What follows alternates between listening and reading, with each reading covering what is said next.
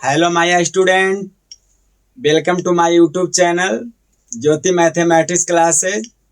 मैं निरंजन सर आशा ही नहीं पूर्ण विश्वास करता हूं कि आप लोग मेरी क्लास को अच्छे ढंग से देख रहे होंगे और इसी प्रकार देखते रहें।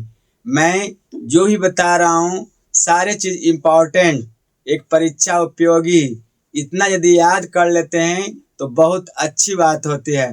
और पूर्ण रूप से मन से पढ़ा करें, यही मेरी तरफ से आपकी शुभकामनाएं हैं। खूब पढ़िए, अच्छा से पढ़िए, रात दिन पढ़ करके याद करें। तो आज मैं कुछ सूचियां, जो अनुसूचियां हैं भारतीय संविधान में, उसके बारे में आज वर्णन करने जा रहा हूं। तो देखें, आज मैं जीएस से, पॉलिटी से मैं आप लोग के सामने कुछ शब्दों को लाया हूं और उसके बारे में चर्चा कर रहा हूं, भारतीय संविधान की अनुसूचियां के बारे में। तो दोस्त, मूल संविधान में कुल 8 अनुसूचियां थी, लेकिन संशोधन के बाद करते करते आज जो संविधान है उसमें 12 अनुसूचियां जोड़ी गई है। तो आज हमारी संविधान में अनुसूचियों की संख्या 12 हो चुकी है। तो देखेंगे मैं किस प्रकार से कौन कौन अनुसूची में क्या चीज के बारे में बताया गया है, उसे ध्यान से देखेंगे। तो मैं एक साइड लिख चुका हूं कि अनुसूची, और एक साइड विषय, इसे ध्यान से देखना है। यदि कहा जाए, आपको प्रश्न पूछा जाए कि भारतीय संविधान की प्रथम अनुसूची में क्या चीज के बारे की, क्या विषय के बारे में चर्चा की गई है, तो आपको झट से आंसर देना है कि संघ एवं प्रदेश के बारे में बताया गया है, यानी हमारा देश के बारे में और उसके राज्यों के बारे में विस्तार रूप से बताया गया है। वो प्रथम अनुसूची में रखा गया है। द्वितीय अनुसूची में क्या है? तो द्वितीय अनुसूची में पदाधिकारियों का वेतन रखा गया है। उच्च पदाधिकारियों को वेतन के बारे में बताया गया है। इसे ध्यान देना है कि भारत के द्वितीय अनुसूची में किसके बारे में वर्णन है, तो उच्च पदाधिकारियों के वेतन के बारे में वर्णन किया गया है। तृतीय अनुसूची में क्या दिया गया?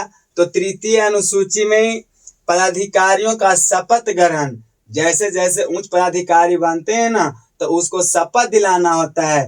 इस प्रकार से हमें ध्यान रखना है कि तृतीय अनुसूची में क्या है, किसका वर्णन है, तो पदाधिकारियों का शपथ ग्रहण के बारे में बताया गया है। फिर चतुर्थ अनुसूची में क्या के बारे में किया गया है? तो चतुर्थ अनुसूची में राज्यों तथा केंद्र शासित प्रदेश को राज्यसभा में प्रतिनिधित्व का, इसके बारे में वर्णन किया है। किसमें? राज्यसभा में राज्यों तथा केंद्र शासित प्रदेशों का प्रतिनिधित्व के बारे में वर्णन किया गया है। पांचवी में, तो पांचवी अनुसूची में अनुसूचित जाति एवं अनुसूचित जनजाति के बारे में वर्णन किया गया है। पांचवी अनुसूची में कौन सा विषय है? तो अनुसूचित जाति एवं अनुसूचित जनजाति के बारे में वर्णन किया गया। छठी अनुसूची में क्या है? तो छठी अनुसूची का विषय क्या है? तो छठी अनुसूची में असम, मेघालय, मिजोरम, त्रिपुरा के जनजाति के बारे में, उनकी विशेष सुविधा के बारे में ये छठी अनुसूची बना करके हमारे संविधान में अनुसूची के रूप में रखा गया है कि इस पर भी ध्यान देना है। अब सातवीं अनुसूची के बारे में जाने, तो सातवीं अनुसूची जो भारतीय संविधान में निहित किया गया है, उसमें क्या विषय था?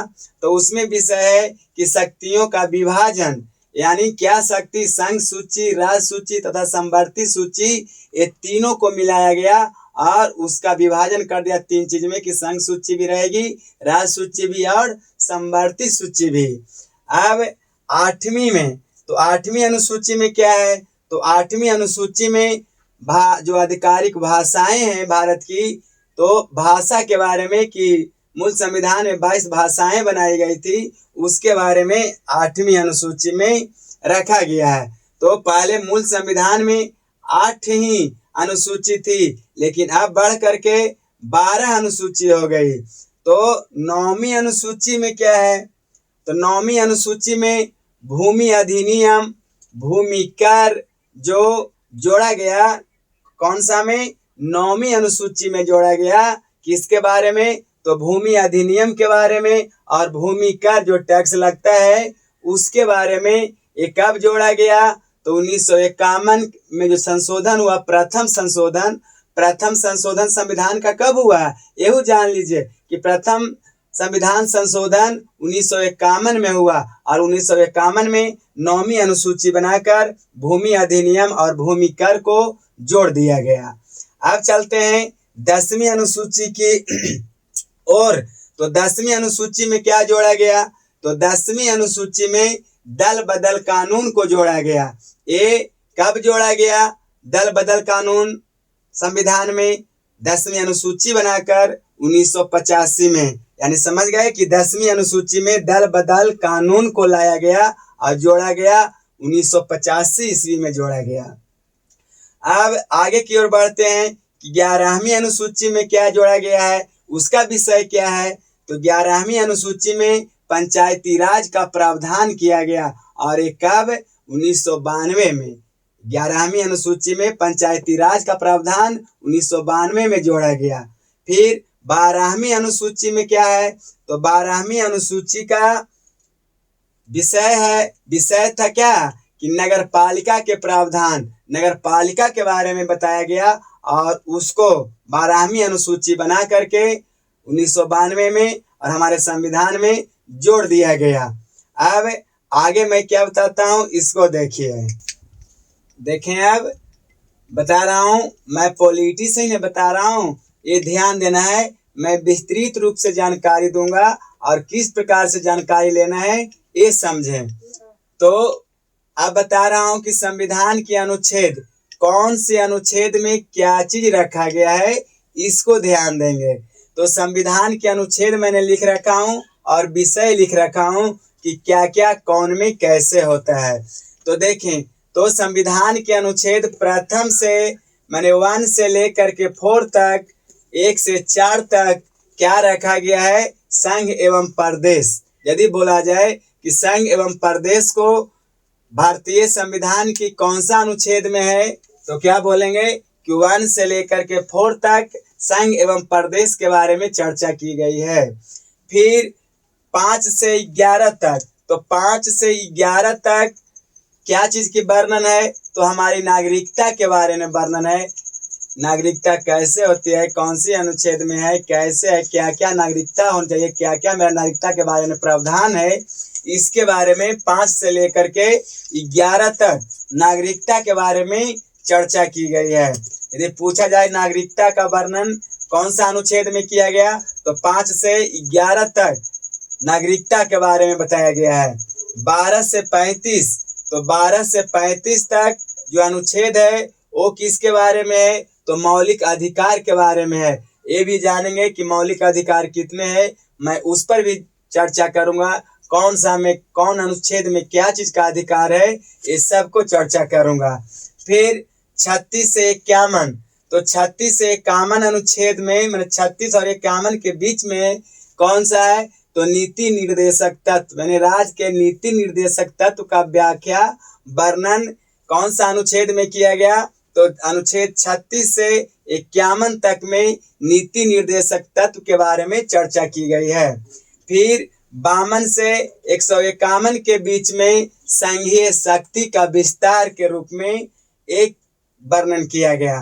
फिर 152 से 237 तक राज्यों के शक्ति का विस्तार किया गया है, इसके बारे में किया गया है। तो यही संविधान के अनुच्छेद, मैं इसको और डिटेल से बताऊंगा। देखें अब आगे पॉलिटी से ही क्या बात दिया हूं कि जो भारतीय संविधान में स्रोत मिले हैं, कहां कहां से मिले, कहां कहां से बाबा साहब अम्बेडकर ने लाए, कैसे लाए, वो पढ़े लिखे, सभी जगह जा करके सभी के संविधान में देखे और जो उन्हें अच्छा लगा वो ला करके अपना संविधान में जोड़ने का काम किया। तो देखें कौन सा स्रोत कहां से लाए गए उसके बारे में बताने जा रहा हूं। तो सबसे पहले मैं देश का नाम लिख दिया, स्रोत कि कौन कौन स्रोत किस देश से लाया गया है। तो पहला मैं बोला कि ब्रिटेन, तो ब्रिटेन से जो संविधान में स्रोत जोड़ा गया है वो कौन कौन सा स्रोत जोड़ा गया? तो सबसे पहले संसदीय प्रणाली को जोड़ा गया, फिर कानून का शासन, फिर एकल नागरिकता को ब्रिटेन से ही लाया गया और संसदीय विशेषाधिकार को भी ब्रिटेन से ही ला करके हमारे संविधान में जोड़ दिया गया। फिर अमेरिका से क्या क्या स्रोत मिला है संविधान के लिए? तो अमेरिका से उच्चतम न्यायालय का शक्ति एवं अधिकार, अमेरिका से सबसे क्या लाया गया कि उच्चतम न्यायालय का शक्ति एवं अधिकार को लाया गया। फिर क्या लाया गया कि उपराष्ट्रपति का पद, कि नहीं हमारे देश में एक उपराष्ट्रपति भी होना चाहिए, तो ये भी लाया गया और वित्तीय आपातकाल को भी ला करके जोड़ा गया। फिर फ्रांस से क्या लाया गया है स्रोत? तो फ्रांस से गणतंत्र लाया गया है, गणतंत्र हमें होना है, कानून व्यवस्था को लागू करने वाला। फिर स्वतंत्रता, कि हमें स्वतंत्र होना है, किसी प्रकार की वैसा बात नहीं होनी चाहिए। समानता, कि समानता भी कहाँ से लाया गया कि हम लोग सभी समान रहेंगे, तो वो फ्रांस से ही लाया गया। और बंधुता, कि हम लोग आपस में एक भाई भाई के समान रहें, तो फ्रांस से गणतंत्र, स्वतंत्रता, समानता और बंधुता लाया गया। रूस से, तो रूस से मौलिक कर्तव्य लाया गया। क्या लाया गया? मौलिक कर्तव्य को, तो रूस से लाया गया। ये मूल संविधान में मौलिक कर्तव्य नहीं था, मूल संविधान को लाया गया और जोड़ा गया। फिर कनाडा, कनाडा से क्या लाया गया? तो कनाडा से संघीय ढांचा को लाया गया, किस प्रकार से संघ चलना चाहिए। फिर आगे जापान, तो जापान से क्या मिला? तो जापान से कानून द्वारा स्थापित प्रक्रिया को लाया गया। तो आशा करता हूँ कि आप लोग ये मेरी बातों को सीख गए होंगे, अच्छे ढंग से सीख गए होंगे और यही छोटी छोटी बातों को याद करते रहें और आगे बढ़ते रहें। फिर अगले क्लास में मिलूंगा।